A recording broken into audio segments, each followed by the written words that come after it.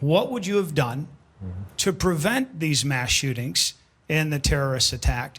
And how do we get those with mental illness and criminals? That's the real problem here. How are we going to get them to follow the laws? Crime is always going to be with us.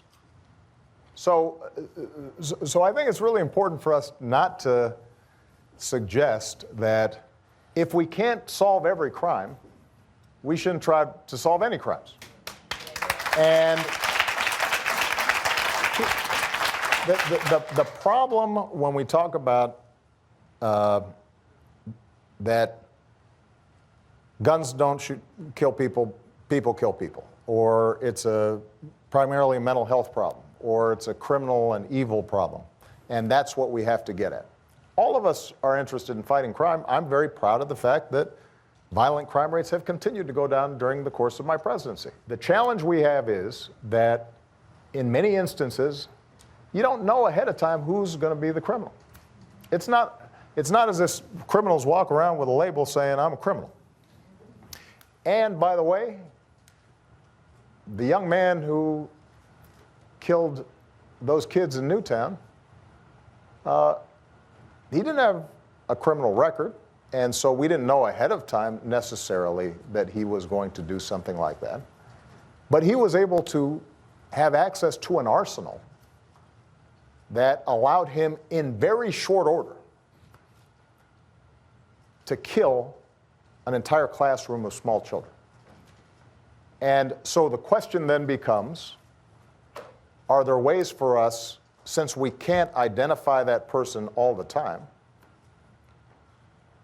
are there ways for us to make it less lethal when something like that happens? The main point I think that I want to make here is that everybody here is in favor of going after criminals, locking them up, making sure that we're creating an environment where kids don't turn into criminals, and providing the support that they need.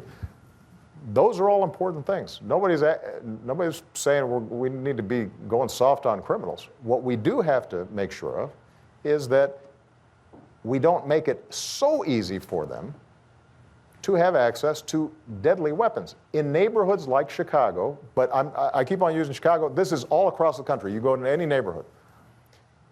It used to be that parents would see some kids messing around on the corner, and they'd say, yo, even if they weren't the parent of those children, go back inside, stop doing that.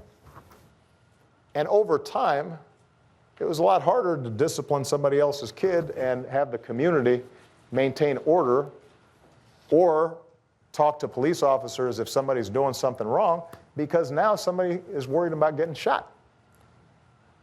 And if we can create an environment that's just a little bit safer in those communities, that will help. And if it doesn't infringe on your Second Amendment rights, and it doesn't infringe on your Second Amendment rights, and you're still able to get a firearm for your protection, why wouldn't we want to do that?